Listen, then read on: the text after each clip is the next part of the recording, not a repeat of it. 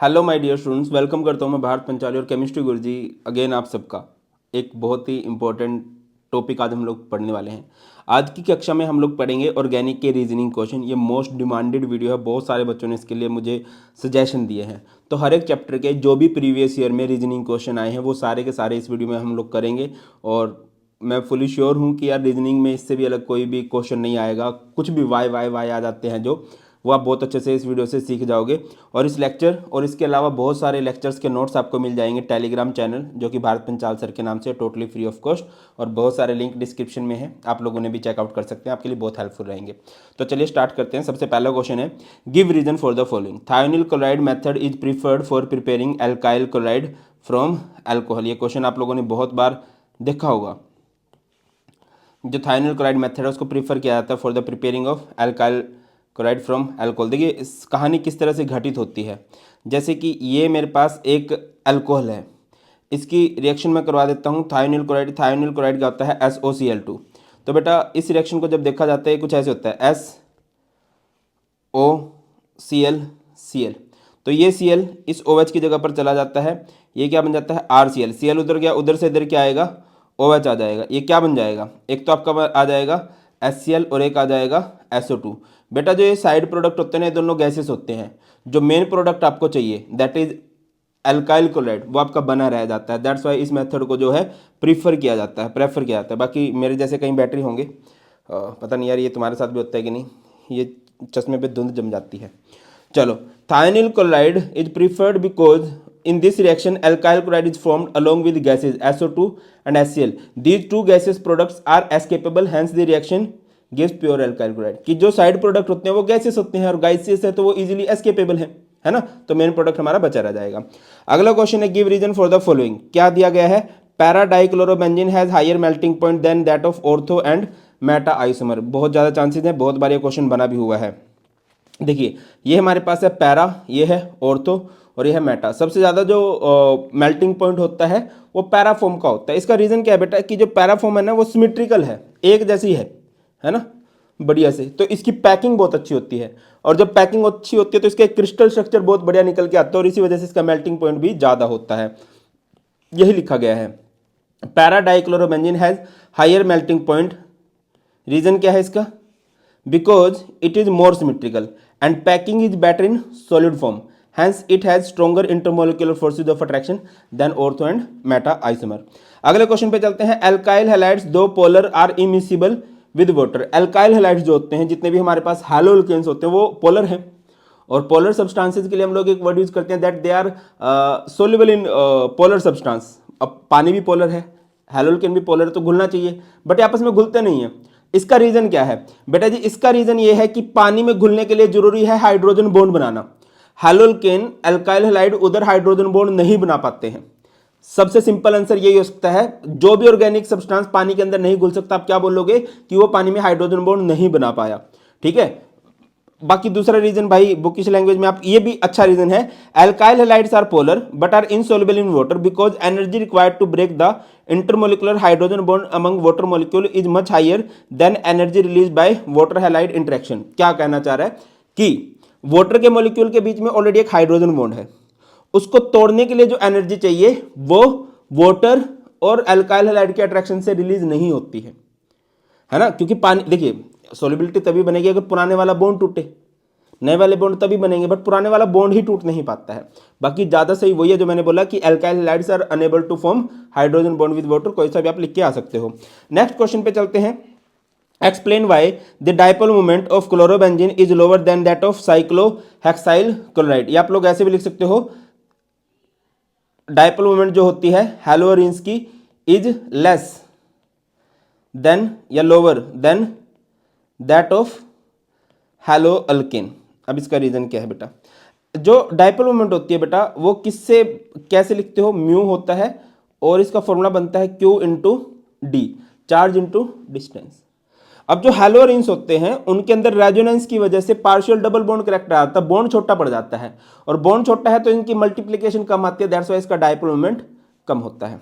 क्या लिखेंगे, in case of chlorobenzene carbon to which chlorine is attached is sp2 hybridized and is more electronegative than the corresponding carbon in cyclohexyl chloride which is sp3 hybridized, so the net dipole moment is lower in chlorobenzene. या फिर इससे भी अच्छा क्या लिखोगे, carbon chlorine bond has some double bond character so its bond length is smaller, hence dipole moment of chlorobenzene is smaller than cyclohexyl chloride which has a longer carbon chlorine single bond. देखो ये है हमारे पास chlorobenzene है ना, और ये है हमारे पास cyclohexyl chloride.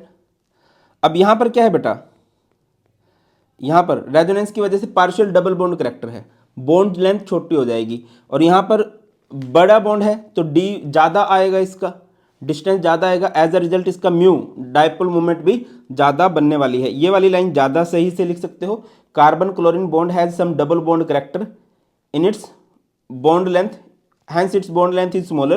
On the other hand, dipole moment of chlorobenzene cyclohexyl chloride which has a longer carbon chlorine single bond.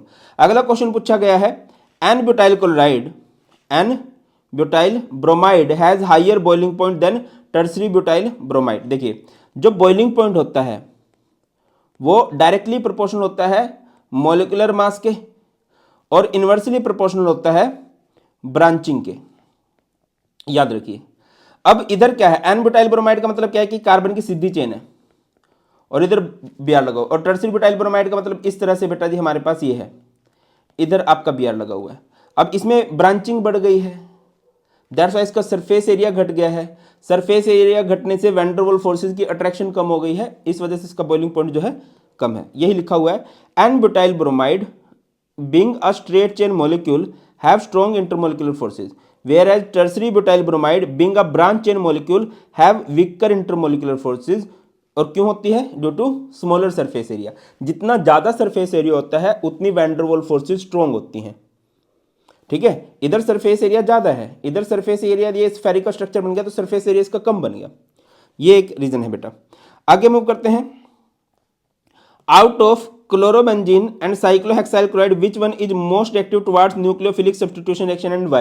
देखो बेटा इसके आने के बहुत ज़्यादा चांसेस हैं और ये अलग अलग तरीके से क्वेश्चन पूछा गया है. जनरली क्या पूछा जाता है कि जो हैलोरिन्स होते हैं, जो बेंजीन के ऊपर आप हैलोजन लगा देते हो, वो लेस रिएक्टिव होता है टुवार्ड्स न्यूक्लियोफिलिक सब्स्टिट्यूशन रिएक्शन. अगर मैं इसकी रिएक्शन एक्वस NaOH के साथ करवा के देखूं तो यहाँ पर क्या आएगा, नो रिएक्शन आएगा. अब क्वेश्चन ये पूछा गया है कि ऐसा होता क्यों है. देखिए cyclohexyl chloride is more reactive than chlorobenzene towards nucleophilic substitution reaction as it is form secondary carbocation.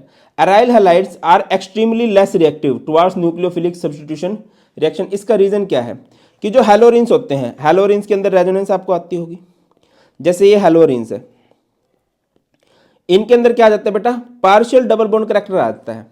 Carbon halogen bond या carbon chlorine bond has some partial double bond character, some partial double bond character.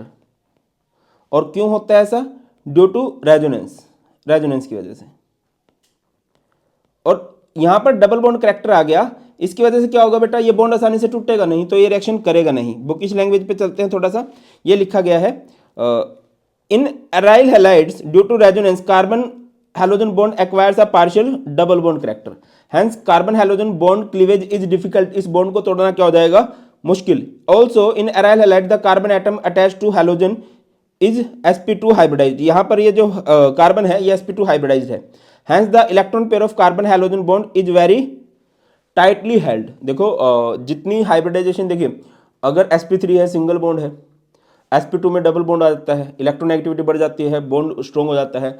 और अगर sp है तो वहाँ पर और ज़्यादा S character बढ़ने से इलेक्ट्रोनेगेटिविटी बढ़ जाती है और बॉन्ड और स्ट्रॉन्ग हो जाता है.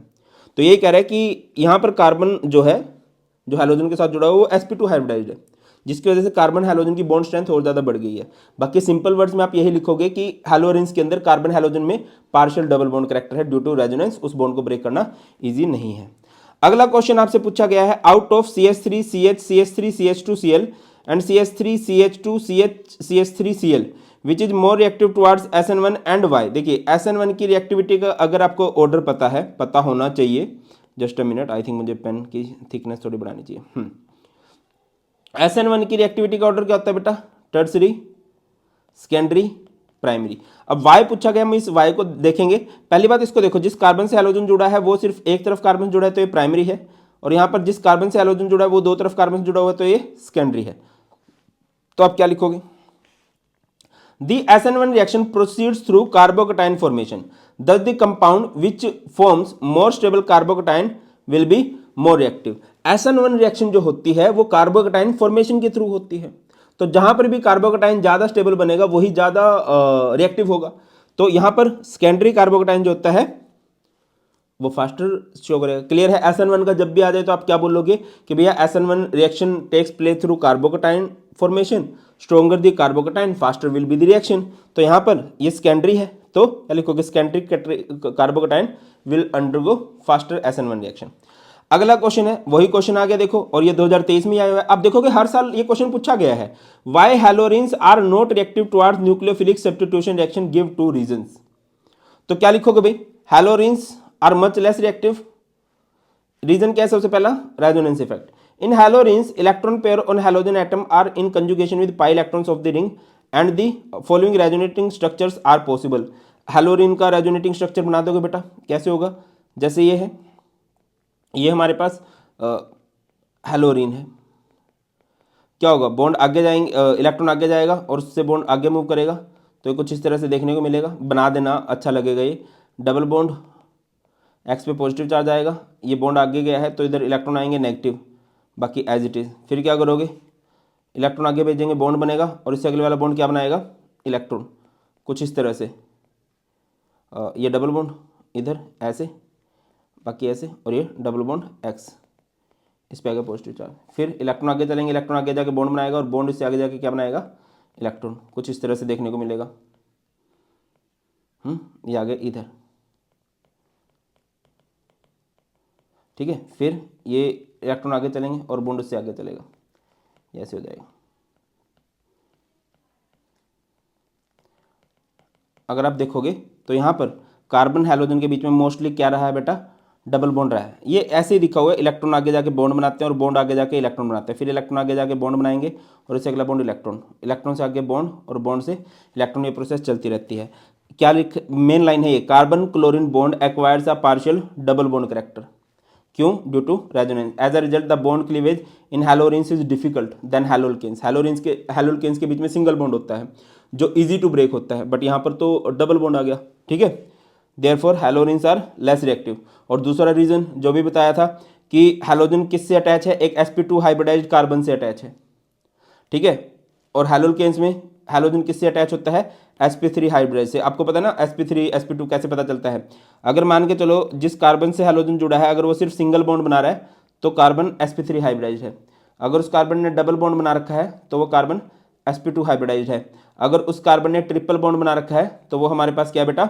sp हाइब्रिडाइज्ड होने वाला है। आगे मूव करते हैं। Okay, carbon chlorine bond length in chlorobenzene is shorter than carbon chlorine bond length in CH3Cl। इसका वही रीजन है, ड्यू टू रेजोनेंस, है ना।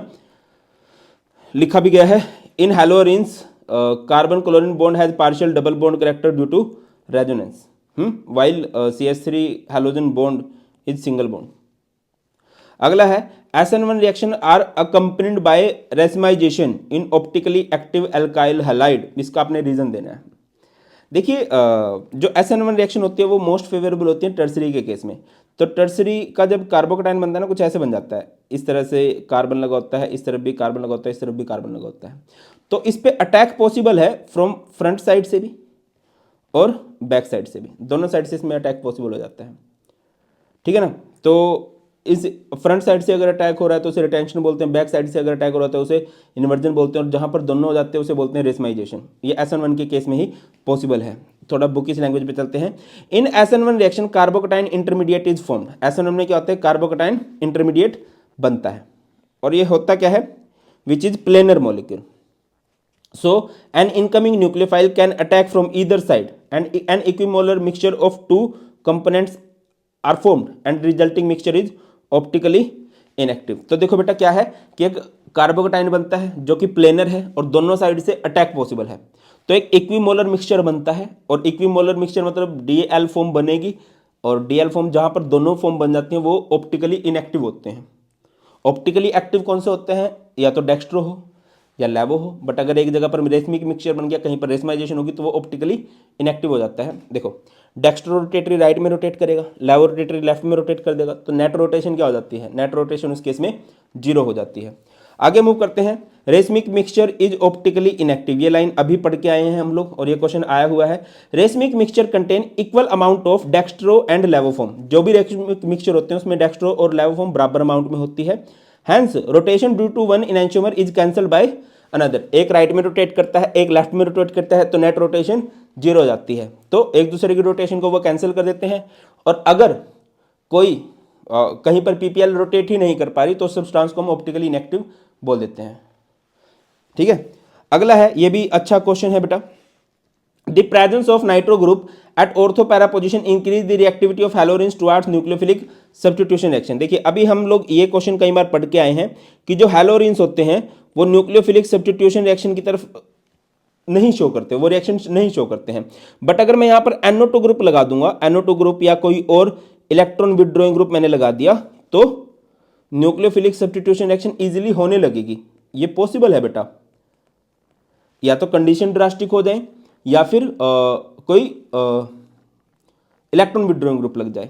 ऐसा होता क्यों है, देखिए the presence of nitro group at ortho para position withdraw electron from the benzene ring and thus facilitate the attack of nucleophile on haloarenes. ये क्या करते हैं, इलेक्ट्रॉन को विड्रॉ करते हैं फ्रॉम बेंजीन रिंग, इलेक्ट्रॉन्स को अपनी तरफ खींच लेते हैं। ठीक है, जिसकी वजह से एक न्यूक्लियोफाइल का अटैक पॉसिबल हो जाता है। The carbanion thus formed is further stabilised by resonance. Simple याद रखो क्या होते हैं, इलेक्ट्रॉन विड्रॉइंग ग्रुप क्या करते हैं, इलेक्ट्रॉन को विड्रॉ करते हैं और फैसिलिटेट करते हैं, इजी बना देते हैं अटैक ऑफ न्यूक्लियोफाइल। अगले क्वेश्चन पे मूव करते हैं, why is butane 1 all optically inactive but butane 2 all is optically active. Butane 1 all क्या होता है,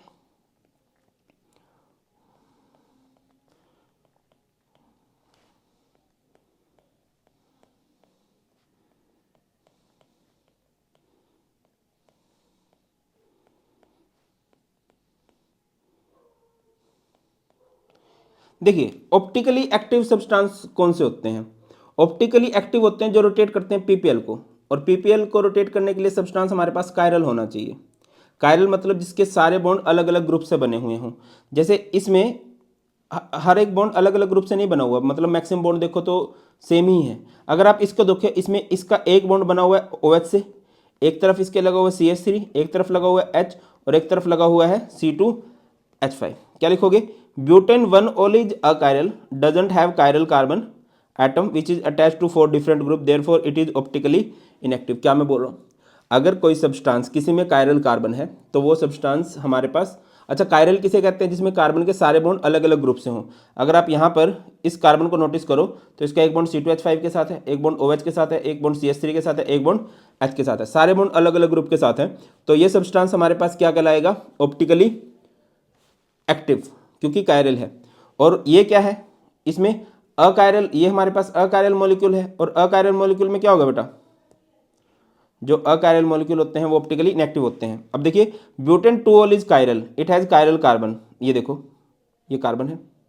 ठीक है, अगर एक डेक्स्ट्रो फॉर्म है, इसकी मिरर इमेज बनाओगे तो वो क्या कहलाएगी, लव फॉर्म कहलाएगी। अगला है, ये भी क्वेश्चन पूछा गया और ये एनसीईआरटी का भी क्वेश्चन है। Although chlorine is an electron withdrawing group, देखो बेटा जो इलेक्ट्रॉन विड्रॉइंग ग्रुप होते हैं वो जनरली नोटिस किया गया है कि वो मैटर डायरेक्टिंग होते हैं, yet it is ortho para directing in electrophilic aromatic substitution reaction why. कई बार ये क्वेश्चन पूछा जाता है कि जो हैलोजेंस होते हैं वो क्या है, डीएक्टिवेटिंग ग्रुप होते हैं, स्टिल वो ऑर्थो पैरा डायरेक्टिंग होते हैं, ऐसा क्यों है। देखिए यस उनके अंदर इलेक्ट्रॉन को विड्रॉ करने की पावर है, but due to positive resonance, क्योंकि वो अपने लोन पेयर को बेंजीन की तरफ भेज रहे हैं तो ऑर्थो पैरा अटैक जो है पॉसिबल हो जाता है। आप यहाँ पर रेजोनेंस करके दिखा सकते हो, मोस्टली आप जब भी हैलोरिन्स का क्वेश्चन आता है रेजोनेंस करके दिखा देना, रेजोनेंस आपको आना चाहिए। Although chlorine as is electron withdrawing group, इसके अंदर -I इफेक्ट है, but still it is ortho and para directing due to +R, positive resonance की वजह से। Electron density is maximum at ortho and para position, आपने notice किया होगा जब इसके इलेक्ट्रॉन घूमते हैं तो ऑर्थो साइड पे और पैरा साइड पे क्या है, नेगेटिव चार्ज डेंसिटी बढ़ गई है, तो इधर कोई भी इलेक्ट्रोफाइल आके अटैक कर सकता है। आगे मूव करते हैं। Which alkyl halide from the following pairs would you expect to react more rapidly by SN2 mechanism and why. देखिए SN2 बताना है। यहाँ पर अगर मैं इन दोनों को ध्यान से देखूँ तो एक क्या है, प्राइमरी है, एक क्या है, सेकेंडरी है। SN2 के लिए रिएक्टिविटी का ऑर्डर क्या होता है बेटा, प्राइमरी सबसे faster, then secondary, then tertiary. अब आपको ये समझना पड़ेगा कि प्राइमरी के लिए सबसे मेन फैक्टर क्या है, लेस स्टीरिक हिंड्रेंस। जितनी स्टीरिक हिंड्रेंस लोअर होगी उतनी ही फास्टर उधर रिएक्शन होगी। यही आप लोगों ने लिखा हुआ है कि इसमें 1 bromobutane is primary alkyl halide while 2 bromobutane is secondary alkyl halide. Due to steric hindrance in secondary alkyl halide, primary alkyl halide will react faster then secondary alkyl halide in SN2 reaction. क्या बोला गया है, क्योंकि देखो ये तो primary है, primary में लेस स्टीरिक हिंड्रेंस है, इसमें ज़्यादा स्टीरिक हिंड्रेंस है। जिसमें ज़्यादा स्टीरिक हिंड्रेंस हो जाती है वो क्या हो जाता है बेटा, लेस रिएक्टिव, और ये क्या हो जाता है, मोर रिएक्टिव। अगला क्वेश्चन है, अब देखो मैं इस क्वेश्चन को एक बार भी रख सकता हूं, ये क्वेश्चन बार बार आ रहे हैं, बार बार मैं तुम्हें क्यों दिखा रहा हूं, सो दैट कि तुम्हें पता चले एक स्पेसिफिक क्वेश्चन की इंपॉर्टेंस कितनी ज्यादा है। Racemisation occurs in SN1 reaction why. आप लोगों ने देखा कि जो SN1 होती है उसमें कार्बोकटाइन बनता है जो कि प्लेनर होता है, तो फ्रंट साइड से भी अटैक पॉसिबल है, बैक साइड से भी अटैक पॉसिबल है। तो इक्विमोलर मिक्सचर बनता है रेशमाइजेशन, रेशमिक मिक्सचर बनता है जो ऑप्टिकली इनएक्टिव होता है। वर्ड्स पे चलते हैं, वर्ड्स क्या है। In SN1 reaction, carbocation intermediate is formed, which is planar molecule. So an incoming nucleophile can attack from either side. A equimolar mixture of two components are formed. दो component का mixture बनता है and resulting mixture जो होता है वो optically inactive होता है।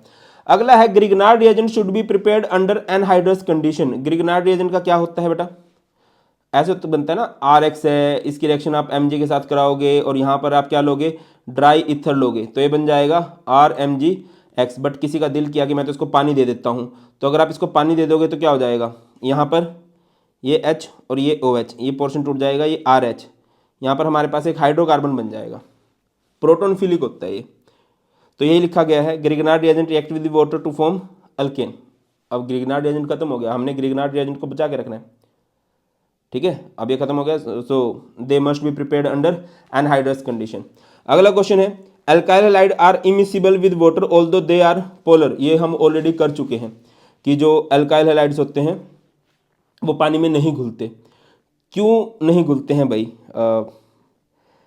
Because energy required to break the intermolecular hydrogen bond among water molecule is much higher than energy release by water halide interaction.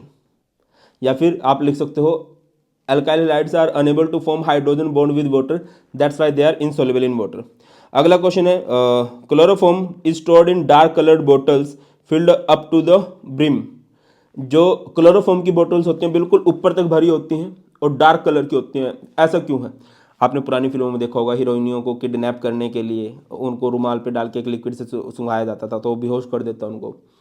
तो यही एक फंडा है कि क्लोरोफॉर्म जैसे ऑक्सीजन की प्रेजेंस में आता है तो वो एक हाईली पॉइजनस गैस बन जाती है, तो सो दैट कि वो ऑक्सीजन की प्रेजेंस में ना आए उसको बचा के रखा जाता है। देखिए ये हमारे पास है क्लोरोफॉर्म, क्लोरोफॉर्म को जैसे ऑक्सीजन मिलती है वो COCl2 बनाता है, दैट इज फोस्गिन। क्या लिखा गया है, chloroform when expose to air and sunlight changes to phosgene which is poisonous gas. इसी वजह से इसको डार्क कलर्ड बोटल्स के अंदर रखा जाता है। अगला क्वेश्चन है, define the following term enantiomers racemic mixture. Enantiomers क्या होते हैं भाई, इनैंशियोमर वर्ड यूज किया जाता है ऑप्टिकल आइसोमर्स के लिए।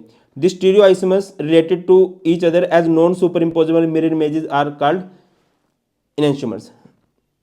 इनैंशियोमर्स क्या होते हैं, non superimposable mirror images of each other is known as enantiomers. Optical isomer में भी ये होता है ना, non superimposable mirror images. अगला क्वेश्चन है, रेशमिक मिक्सचर। रेशमिक मिक्सचर किसे कहते हैं, equimolar mixture of dextrorotatory and levorotatory substance. एक ऐसा सब्सटेंस जो राइट में रोटेट करता है PPL को, एक ऐसा सब्सटेंस जो लेफ्ट में रोटेट करता है, उन दोनों को मिक्स कर दो इक्वल अमाउंट में, तो हमारे पास जो मिक्सचर बन के आएगा उस मिक्सचर को हम लोग बोलते हैं रेशमिक मिक्सचर। लिखा गया है, a mixture containing two enantiomers in equal proportion will have zero optical rotation. बेटा इसमें नेट रोटेशन क्या हो जाती है, zero, as the rotation of due to one isomer will be cancelled by the rotation due to other isomer, such a mixture is known as racemic mixture. अगला question है, ये question ही हम 4 time I think पढ़ रहे हैं। Why is chlorobenzene resistant to nucleophilic substitution? इसके आने के चांसेस बहुत ज़्यादा बन रहे हैं। बेटा सेम क्वेश्चन आप लोग देखोगे, ये मत बोलना कि सर हमें नहीं पता चलता कि कौन सी इंपॉर्टेंट है। एक क्वेश्चन इतनी बार पूछा गया, इट मीन्स इसकी इंपॉर्टेंस बढ़ गई है। Haloarenes are much less reactive than haloalkanes towards nucleophilic substitution. क्यों होता है? पहला है रेजोनेंस। रेजोनेंस की वजह से क्या हो जाता है? Carbon chlorine bond has partial double bond character, as a result the bond cleavage in haloarenes is difficult. दूसरा क्या है कि यहाँ पर sp2 हाइब्रिडाइजेशन हो जाती है। क्लोरीन जिस कार्बन से अटैच है वो sp2 हाइब्रिडाइज होता है, जो बॉन्ड को टाइटली पैक करके रखता है। ठीक है, अगले क्वेश्चन पे चलते हैं। Out of CH3 thrice CBr and CH3 thrice Ci which one is more reactive towards SN1 and why? देखिए ये भी टर्सरी है और ये भी टर्सरी है। SN1 में रिएक्टिविटी का ऑर्डर क्या होता है बेटा? SN1 में रिएक्टिविटी का ऑर्डर होता है टर्सरी, सेकेंडरी, प्राइमरी। इसके अलावा SN1 हो चाहे SN2 हो, ये ऑर्डर दोनों में फॉलो किया जाता है। RF से ज़्यादा रिएक्टिव होता है बेटा RCl, RCl से ज़्यादा रिएक्टिव होता है RBr, और RBr से ज़्यादा रिएक्टिव होता है RI। यहाँ पर कंसेप्ट ऑफ लिविंग ग्रुप लगता है कि कौन सा बॉन्ड आसानी से ब्रेक डाउन होगा, कौन सा बॉन्ड आसानी से टूटेगा। जो बॉन्ड आसानी से टूट सकता है तो नया बॉन्ड इजीली बन भी सकता है। तो यही लिखा गया है, CH3Ci is more reactive because Ci bond has the minimum bond dissociation enthalpy, या फिर I is a better leaving group. अगला question, write the product form when para nitrochlorobenzene is heated with, ये अलग ही सीन है ना।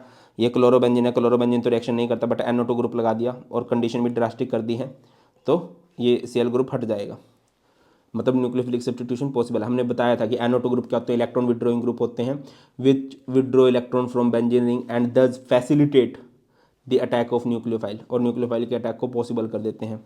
अगला question है, why dextro and laevorotatory isomer of butane two ols are difficult to separate? देखिए जो dextro लेवो फॉर्म होती हैं, जो ऑप्टिकल आइसोमर्स होते हैं, उनका बॉइलिंग पॉइंट लगभग सेम होता है, और सिंस उनका बॉइलिंग पॉइंट लगभग सेम है तो उनको सेपरेट करना बहुत मुश्किल है। ये लिखा गया है, dextro and laevorotatory isomers of butane two ol are difficult to separate by fractional distillation because they have almost same boiling point, क्योंकि उनका जो बॉइलिंग पॉइंट है दादा वो लगभग सेम रहता है। अगला क्वेश्चन है, out of 2 bromopentane, 2 bromo 2 methyl butane, 1 bromopentane, which compound is most reactive towards elimination reaction and why? देखिए एलिमिनेशन रिएक्शन में भी रिएक्टिविटी का ऑर्डर ये होता है टर्सरी, सेकेंडरी, प्राइमरी। तो ये क्या है? ये सेकेंडरी है, ये क्या है? टर्सरी है, और ये क्या है?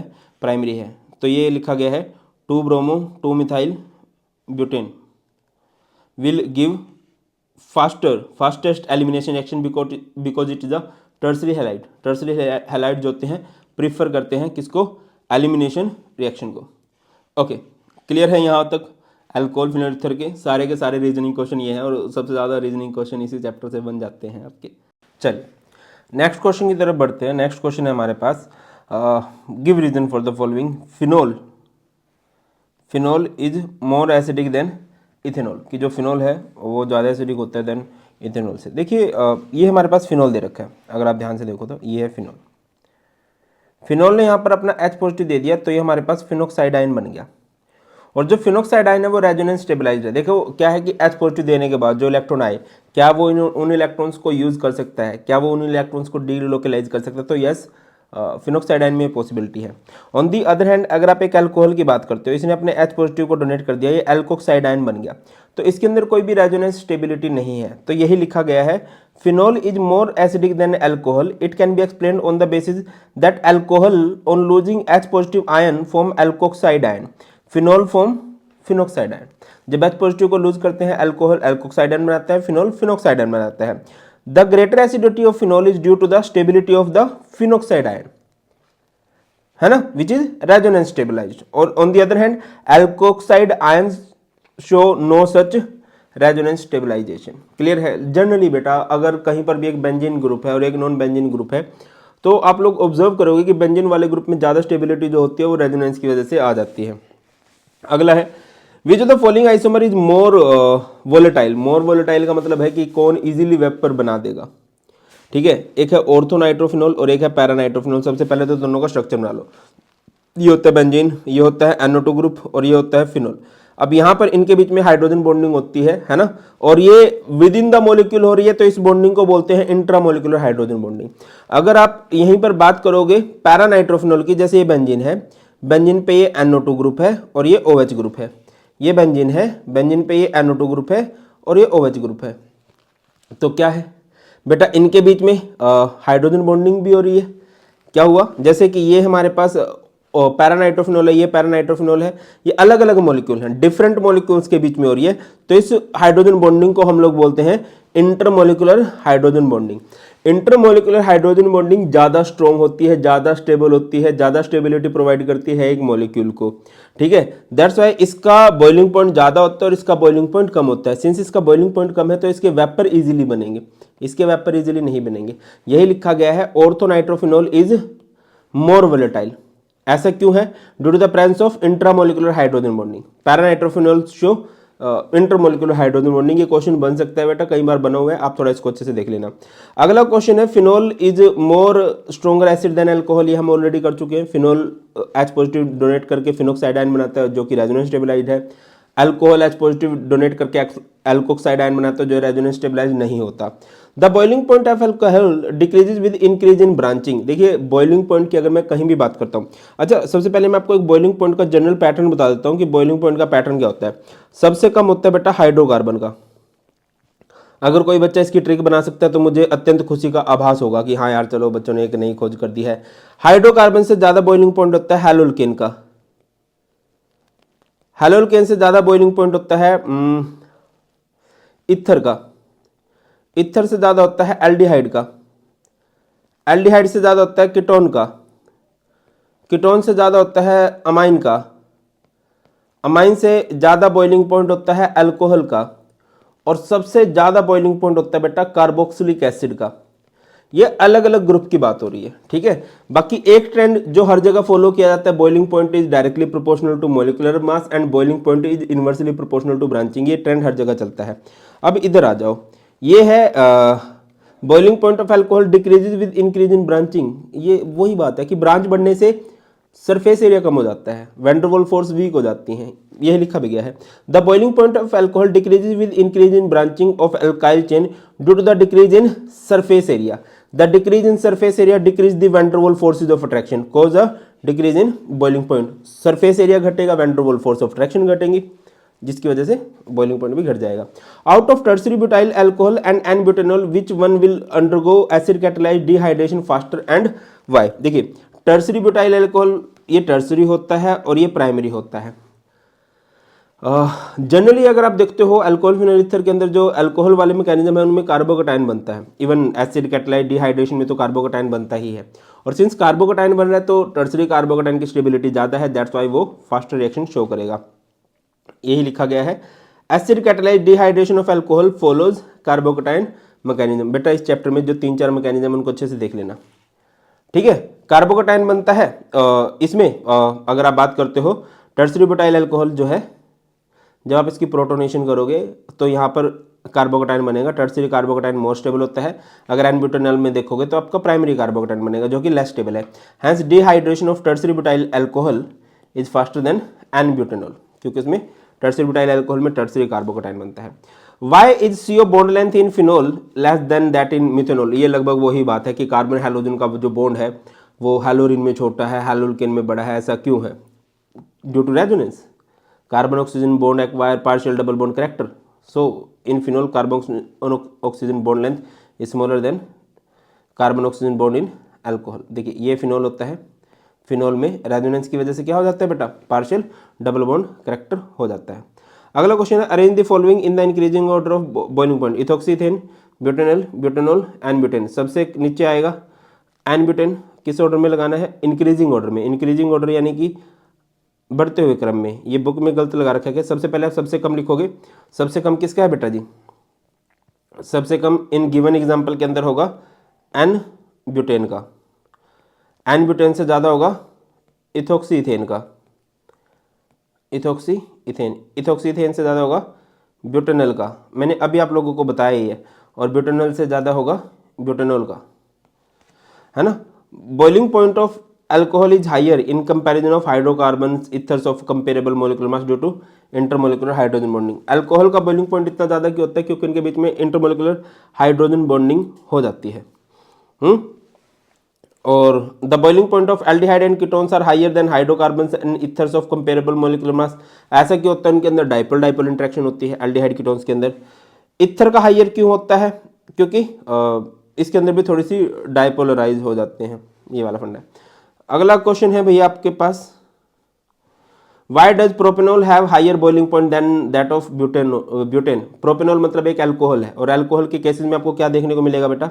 अल्कोहल के केस में आप लोगों को देखने को मिलेगी इंटरमोलिकुलर हाइड्रोजन बॉन्डिंग। इस तरह से आप लोग दिखा सकते हो कि यार ये देखो इनके बीच में इंटरमोलिकुलर हाइड्रोजन बॉन्डिंग हो रही है। आप क्या लिखोगे? Propanol has higher boiling point than butane due to presence of intramolecular hydrogen bonding. Intra नहीं होता बेटा, गलत लिखा गया है यहाँ पर, इंटर होगा। इंटर का मतलब क्या होता है? अलग अलग मॉलिक्यूल के बीच में। अगला है orthonitrophenol is more steam volatile. ये हो चुका है। ऐसा क्यों होता है? स्टीम वोलेटाइल मतलब इजीली इवेपोरेट हो जाएगा, क्योंकि इसके अंदर ऑर्थोनाइट्रोफिनॉल में आपको इंट्रामोलिकुलर हाइड्रोजन बॉन्डिंग देखने को मिलती है। और पैरानाइट्रोफिनॉल को अगर आप देखते हो तो इधर आपको कौन सी हाइड्रोजन बॉन्डिंग देखने को मिलती है? Intermolecular hydrogen bonding.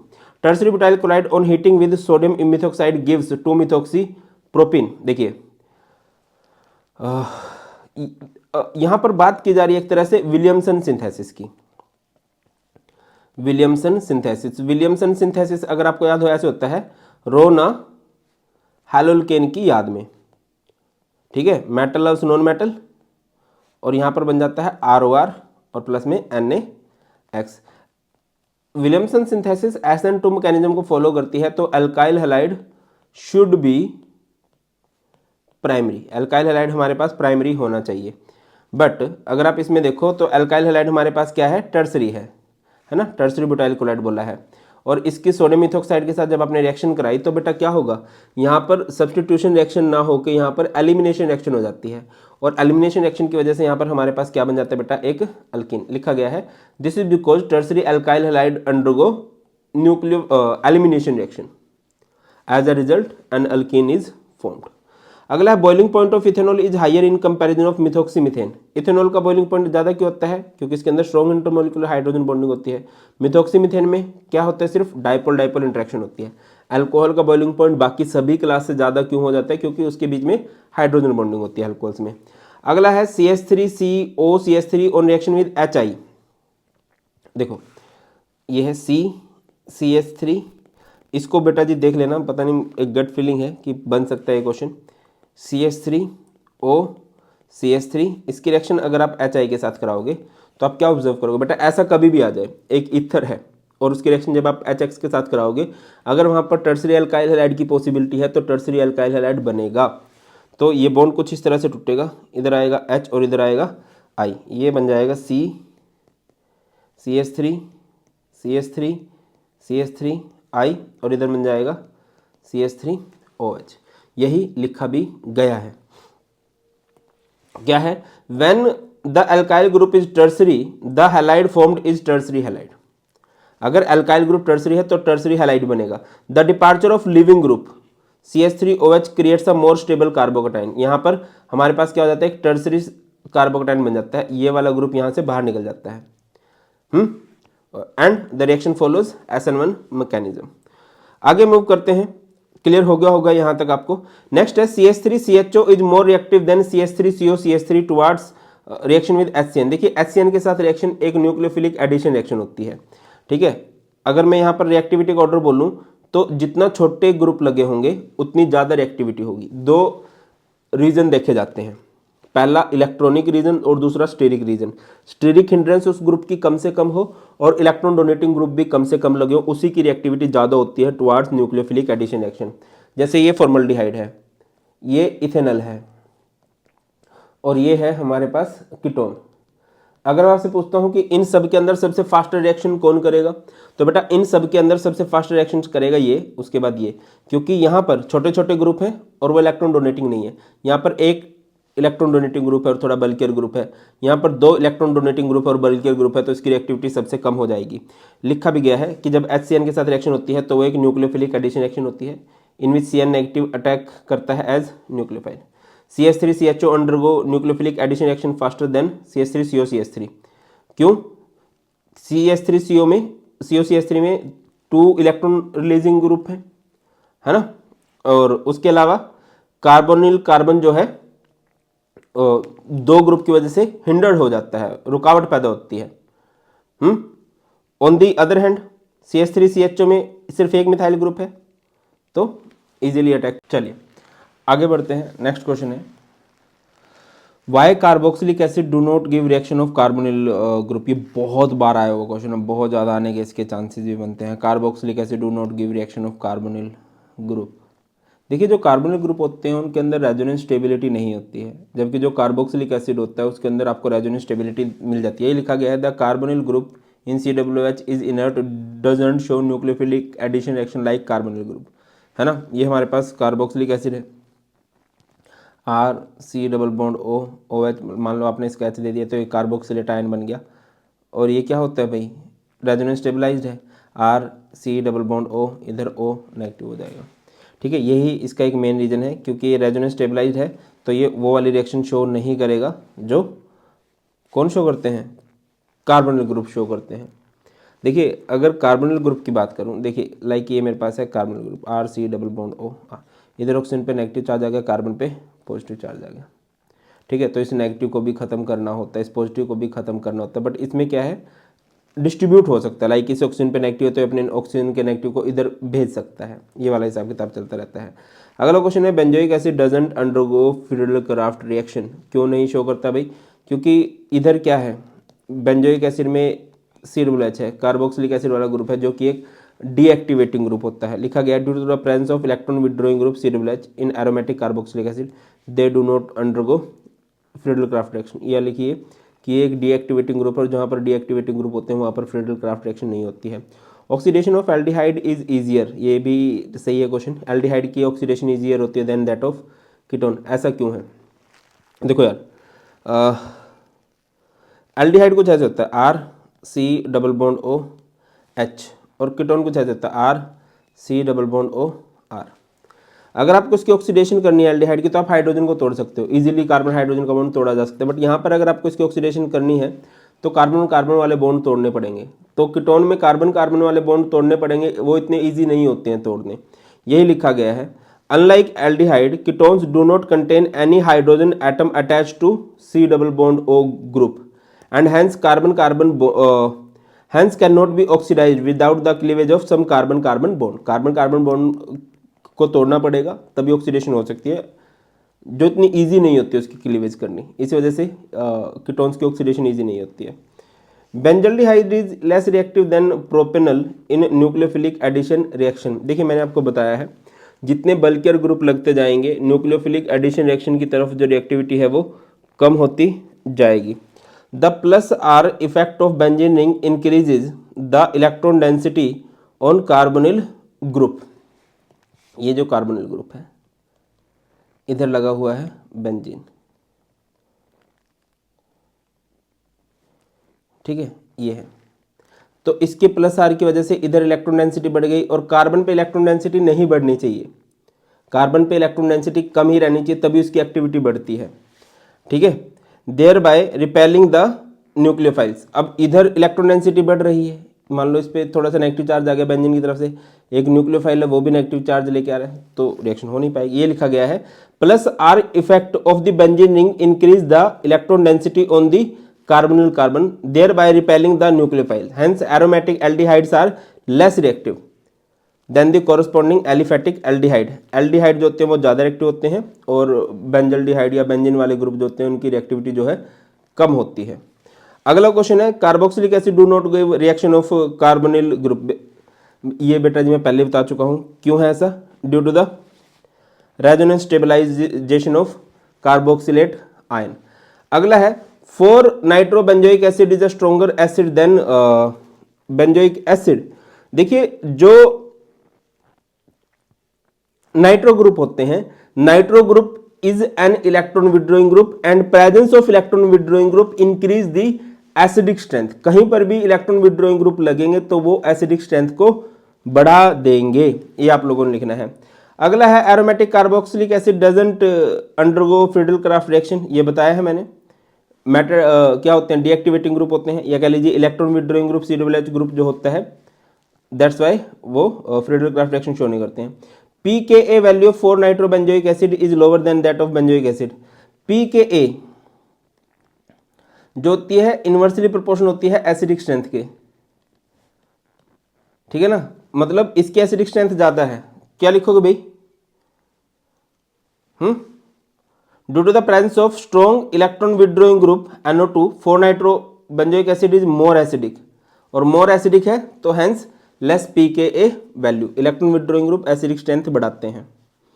अगला है carboxylic acid in benzoic acid is meta directing. क्यों होता है भी मेटा डायरेक्टिंग? क्योंकि एक डीएक्टिवेटिंग ग्रुप है। अगर आप इसकी रेजोनेंस करो, देखो बेटा ये हमारे पास है benzoic acid, C double bond OH। ध्यान से समझिएगा, अगर बेंजीन के ऊपर कोई ग्रुप लगा है और उसने पाई बॉन्ड बना रखा है बेटा, तो वो हमेशा मेटा डायरेक्टिंग ही होगा। इसने ऑक्सीजन ने ज़्यादा इलेक्ट्रोनेगेटिविटी की वजह से बॉन्ड को अपनी तरफ खींचा, जिससे कार्बन में पॉजिटिव चार्ज आएगा, तो ये बेंजीन को बॉन्ड को अपनी तरफ खींच लेगा, जिससे इस पर पॉजिटिव चार्ज आएगा। इसके पॉजिटिव को खत्म करेगा ये बॉन्ड इधर जाके, फिर इधर पॉजिटिव आ जाएगा, इसके पॉजिटिव को खत्म करेगा ये बॉन्ड इधर जाके, जिससे कि इस जगह पे पॉजिटिव आ जाएगा, और इस पॉजिटिव को खत्म करेगा ये बॉन्ड इधर आके, जिससे कार्बन पॉजिटिव आएगा, तो ऑक्सीजन दोबारा से जो उसने स्टार्टिंग में इलेक्ट्रॉन्स को अपनी तरफ खींचा था वो वापस फेंक देगा इस तरह से। तो आपने ऑब्जर्व किया होगा कि जो ऑर्थो पैरासाइट है इधर तो पॉजिटिव चार्ज है, इलेक्ट्रोफाइल पे भी पॉजिटिव चार्ज होता है, तो वो इधर तो अटैक नहीं कर सकता ऑर्थो और पैरासाइट पे। तो पहले तो बात है अटैक होगा ही नहीं, अटैक इतना ईजी नहीं होता है, बट अगर करना भी पड़ गया तो ऑर्थो पैरा पे तो नहीं होगा, मेटा पे ही अटैक करेगा। Benzoic acid carboxylic acid group present in benzoic acid act as ring deactivating group. आप लिख सकते हो कि एक डीएक्टिवेटिंग ग्रुप होता है, डीएक्टिवेटिंग ग्रुप जो होते हैं वो मेटा डायरेक्टिंग होते हैं। अगला है sodium bisulphide is used for the purification of aldehyde and ketones. देखिए सोडियम बाइसल्फाइड होता है NaSO3, ये एक टेस्ट के लिए भी काम करता है जो एल्डिहाइड के लिए काम करता है, ठीक है। मतलब इतने डिटेल में नहीं है ये बात, बट 2023 में आया हुआ है तो थोड़ा सा देख लेते हैं। तो जब आप इसको तोड़ोगे Na पॉजिटिव HSO3 नेगेटिव होगा, या फिर H पॉजिटिव SO3 Na में ब्रेक डाउन कर सकते हो। ये हमारे पास कार्बोनिल ग्रुप है, तो यहाँ पर जो पॉजिटिव पोर्शन है वो जुड़ेगा ऑक्सीजन के साथ और नेगेटिव पोर्शन जुड़ेगा इधर। तो देखिए ऑक्सीजन के साथ आपने H जोड़ दिया, SO3 Na बन गया। अब ध्यान से समझने वाली बात क्या है, most of the aldehyde gives product in good yield. Aldehyde nucleophilic addition बहुत अच्छे से शो करते हैं, and ketones give very poor yield, बहुत कम मात्रा में प्रोडक्ट बनता है ड्यू टू स्टीरिक हिंड्रेंस, है ना। अब ये जो प्रोडक्ट बनता है बेटा सोडियम बाइसल्फाइड के साथ, किसका? सोडियम हाइड्रोजन सल्फाइड के साथ एल्डिहाइड का, ये क्या है? एक क्रिस्टलाइन सॉलिड होता है, हाईली सोल्युबल इन वाटर होता है, ठीक है। इसको पानी में डाल देंगे तो ये बढ़िया से घुल जाएगा। इसको दोबारा से इसको प्योरीफाई किया जा सकता है, इससे दोबारा से आप लोग वही कार्बोनिल ग्रुप प्राप्त कर सकते हो। कैसे? By reaction with dilute mineral acid और alkali. Therefore this reaction is useful for the separation and purification of aldehyde and ketone. Separation aldehyde ketones की कैसे होगी? क्योंकि एल्डिहाइड ही रिएक्ट करते हैं। प्योरिफिकेशन कैसे होगी बेटा? आप डाइल्यूट मिनरल एसिड या अल्कली के साथ रिएक्शन कराओगे उस क्रिस्टलाइन सॉलिड की, तो आपको प्योर कार्बोनिल ग्रुप मिल जाते हैं। अगला है carboxylic acid do not give characteristic reaction of carbonyl group. Carbonyl group की कैरेक्टरिस्टिक रिएक्शन कौन सी है? Nucleophilic addition reaction. क्यों नहीं है भाई? क्यों नहीं शो करते? Due to resonance stabilisation of carboxylate ions. अगला है व्हाई डज कार्बोक्सिलिक एसिड, ये कर चुके हैं, doesn't give reactions of aldehyde and ketones, वही बात है। अब ये देख लो कि ये सेम क्वेश्चन 5, 6 बार अभी तक पढ़ चुके हैं। इस तरह से हमें पता चलता है कि प्रीवियस ईयर के कौन से क्वेश्चन इंपॉर्टेंट है। अगला है अमाइंस चैप्टर पे चलते हैं। Ammonolysis of alkyl halide is not a good method to prepare pure primary amines, give reason. देखो अमोनोलिसिस अगर आप करते हो कैसे होती है? ये NH3 है, आप लोग इसकी रिएक्शन कराओगे एल्काइल हैलाइड के साथ, तो ये क्या बन जाएगा बेटा? ये बन जाएगा RNH2। फिर दोबारा से आप लोग इसकी रिएक्शन कराओगे RX के साथ, तो ये क्या बन जाएगा? R2NH। फिर दोबारा से आप लोग इसकी रिएक्शन कराओगे RX के साथ, ये क्या बन जाएगा? R3N। फिर दोबारा से आप लोग इसकी रिएक्शन कराओगे RX के साथ, ये क्या बन जाएगा? R4N positive X negative. ये हमारे पास है प्राइमरी अमाइन, ये हमारे पास है सेकेंडरी अमाइन, ये हमारे पास है टर्सरी अमाइन, और ये हमारे पास क्वार्टरनरी अमोनियम सोल्ट। क्या है ये? क्वार्टरनरी अमोनियम सोल्ट है। और ये क्या है कि आपको एक मिक्सचर मिल गया और मिक्सचर को सेपरेट आउट करना मुश्किल है। क्या होगा, in ammonolysis of alkyl halide a mixture of product is formed, a mixture of primary secondary tertiary amines is formed and it is not possible to separate individual amines from the mixture. इनको आप separate out नहीं कर सकते हो, that's why इस method को इतना अच्छा कंसिडर नहीं किया जाता है। अगला है, ये सारे क्वेश्चन एक ही हैं। Propanamine and n n dimethyl amine contain the same number of carbon atoms even though propanamine has higher boiling point than n n dimethylamine, why primary amines have higher boiling point. ये भी बहुत important question है ना। Primary amines have higher boiling point than tertiary amines, why out of CH3 NH2 CH3 thrice n which one has higher boiling point. देखो इसको अगर आप ध्यान से देखोगे, CH3 ओके मैं आपको बता देता हूं, ये है जैसे प्राइमरी अमाइन RNH2 और ये है आपके पास टर्सरी अमाइन। देखो बेटा इसके पास दो हाइड्रोजन है तो दो तरफ से हाइड्रोजन बॉन्डिंग पॉसिबल है इंटरमोलिकुलर। इसके पास एक भी हाइड्रोजन नहीं है तो हाइड्रोजन बॉन्डिंग पॉसिबल ही नहीं है। और अगर हाइड्रोजन बॉन्डिंग पॉसिबल नहीं है तो क्या नहीं होगा भाई, अगर हाइड्रोजन बॉन्डिंग पॉसिबल नहीं है तो क्या नहीं होगा, मॉलिक्यूल्स को स्टेबिलिटी नहीं मिलेगी तो उसका बॉइलिंग पॉइंट क्या है, कम हो जाएगा। तो आप लोग लिख सकते हो primary amines have 2 hydrogen atom और nitrogen which can undergo intermolecular hydrogen bonding whereas no such hydrogen bonding is present in tertiary amines. So primary amines boils at higher temperature than tertiary amines. इसी वजह से जो primary amines होते हैं वो higher temperature पर boil होते हैं देन टर्सरी अमाइंस। अगला क्वेश्चन है ethyl amine is soluble in water whereas aniline in is soluble in water. देखिए जो इथाइल अमाइन है ना, छोटा सा एल्काइल ग्रुप है तो ये पानी के साथ हाइड्रोजन बॉन्ड बना लेगा। Is soluble in water due to the formation of intermolecular hydrogen bond with water. जबकि एनिलीन की अगर मैं बात करूं, एनिलीन में बेंजीन है, बेंजीन एक बड़ा हाइड्रोफोबिक पार्ट है। Due to large hydrophobic aryl group the extent of hydrogen bonding decrease is considerably, hence aniline is insoluble in water. CH3NH is more basic than CH3 thrice in aqueous solution. देखो यार aqueous solution की basic strength पे थोड़ा सा मैं comment कर देता हूं। एक्वस सॉल्यूशन में जब कभी भी, ये 3-4 बार पूछा गया क्वेश्चन है, बेसिक स्ट्रेंथ आप लोग बताओगे तो किस किस वजह से बताओगे भाई, जस्ट अ मिनट बेटा। बेसिक स्ट्रेंथ बताई जाती है इंडक्टिव इफेक्ट की वजह से, इंडक्टिव इफेक्ट, सॉल्वेशन इफेक्ट और तीसरा स्टेरिक हिंड्रेंस, स्टेरिक हिंड्रेंस। ये 3 रीजन आप लोग देते हो जब कभी भी आप लोग दोगे। अगली बात करो, ठीक है सर, अगर यहां पर R आपके पास एक मिथाइल ग्रुप है या फिर R आपके पास एक इथाइल ग्रुप है तो क्या होगा, अगर ये मिथाइल ग्रुप है तो बेसिक स्ट्रेंथ का ऑर्डर रहेगा सेकेंडरी, प्राइमरी, टर्सरी, और अगर इथाइल ग्रुप है तो secondary, tertiary, primary.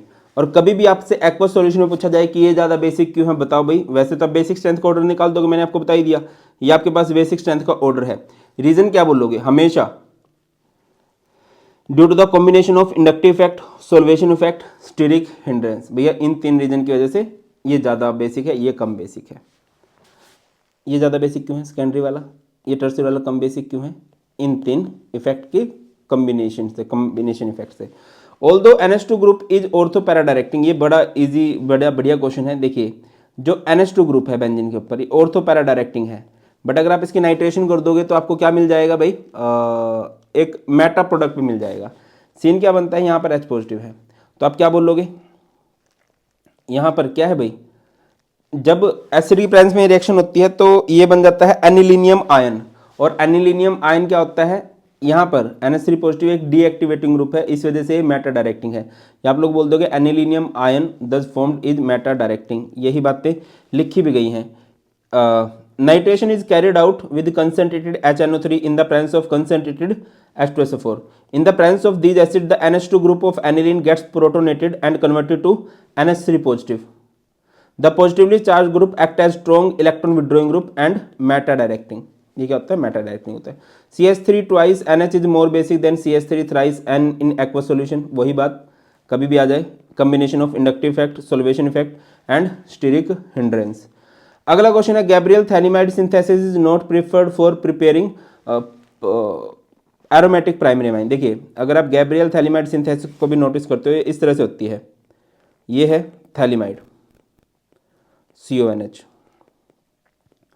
Gabbar basement में सबसे पहले आप लोग इसकी रिएक्शन कराते हो KOH के साथ, तो इधर चला जाता है ये क्या बन जाता है, बेंजीन CONK, बेसमेंट में हैलोल्केन, फिर आप लोग इसकी रिएक्शन कराते हो हैलोल्केन के साथ, तो इधर आएगा R, ये बन जाएगा ऐसे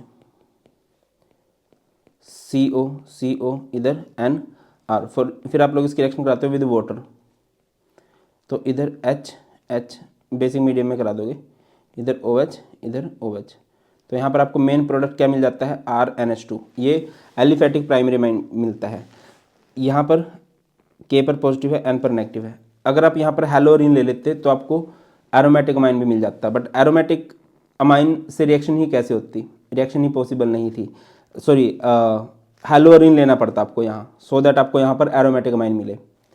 ये क्लियर है, ये सारी की सारी ये तो ना गब्बर बेसमेंट में हैलोल्केन को पानी पिलाते हैं तब हमारे पास यहाँ पर एलिफेटिक प्राइमरी अमाइन बनता है।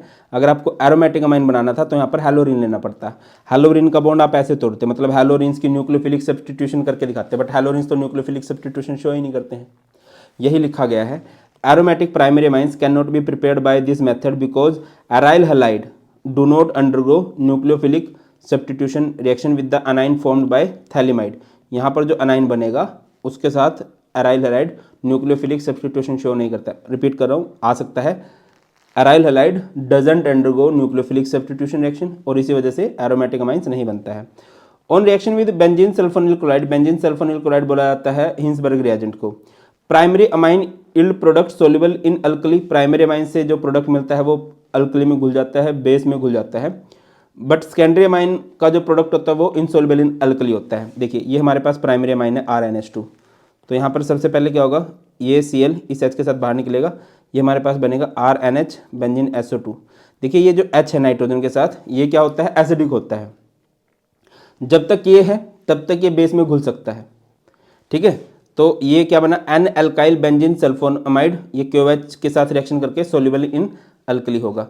ऑन दी अदर हैंड अगर ये हो जाए R2NH, ये हमारे पास सेकेंडरी अमाइन है, तो बेटा यहाँ से H और Cl तो बाहर निकल गया, हमारे पास क्या बन गया, बेंजीन SO2 NR2, तो इधर एसिडिक हाइड्रोजन नहीं बचा, तो ये इनसोल्युबल इन अल्कली होगा। यही बात बोली गई है।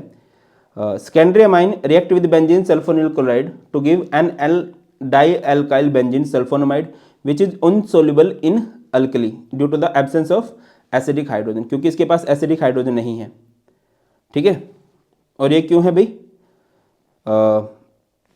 Primary amine react with benzene sulphonyl chloride to give sulfonamide, ये वाला सल्फोनामाइड है, या फिर N alkyl benzene sulphonamide which is soluble in alkali. और क्यों होता है, due to the presence of acidic hydrogen और नाइट्रोजन एटम, नाइट्रोजन के पास ये देखो तो एक एसिडिक हाइड्रोजन है। आगे मूव करते हैं, aniline doesn't undergo Friedel-Crafts reaction, ये भी एक इंटरेस्टिंग स्टोरी है। जैसे ये एनिलीन है, AlCl3 क्या एक लुईस एसिड है, ये इसके साथ रिएक्शन करके क्या बना देता है, ये प्रोडक्ट, ये सोल्ट बना देता है ना, और इसी वजह से फ्रीडल-क्राफ्ट रिएक्शन शो नहीं करता। AlCl3 is added as a catalyst which is Lewis acid, it form a salt with aniline due to which the nitrogen of aniline acquire positive charge. The positively charged nitrogen act as strong deactivating group. Nitrogen पे अगर positive आ गया तो वो deactivating हो जाएगा और aniline doesn't undergo Friedel-Crafts reaction. Simple words में क्या बोल सकते हो, aniline react with Lewis acid AlCl3, a salt is formed, hence aniline doesn't undergo Friedel Crafts reaction. अगला है CH3NH is more basic than CH3 thrice N, ये लिख लोगे भाई क्यों ज़्यादा बेसिक होता है, इसका रीज़न बता ही दिया है, due to the combination of inductive effect, solvation effect, steric hindrance. अगला है aniline doesn't undergo Friedel-Crafts reaction, यह भी किया। pKb of methyl benzene is less than that of aniline, pKb less होने का मतलब क्या है कि ये ज़्यादा बेसिक है। और ये क्यों ज़्यादा बेसिक होता है, एनिलीन कम बेसिक क्यों होता है, देखिए बेटा नाइट्रोजन ऐसे होता है NH2 और ये होता है बेंजीन और ये है मिथाइलमाइन। इधर क्या है, लोन पेयर को अपने अंदर डिस्ट्रीब्यूट कर लेता है, ये अपने अंदर इधर उधर घुमा लेता है लोन पेयर को रेजोनेंस की वजह से, तो बाहर डोनेट नहीं करेगा, और बाहर डोनेट नहीं करेगा तो एक अच्छे बेस का काम नहीं करेगा। क्या लिखा गया है, the loan pair of electrons of nitrogen atom are delocalized over the benzene ring. As a result, the electron density on nitrogen atom decreases. Benzene ring में घूम जाएंगे due to resonance. In contrast CH3NH2 plus I effect of CH3 group. CH3 group एक electron donating group है, तो यहाँ पर ये electron donating group है, तो लोन पेयर को अवेलेबल करेगा डोनेशन के लिए, जबकि ये अपने लोन पेयर को इधर ही घुमा रहा है, बेंजीन में घुमा रहा है. ठीक है.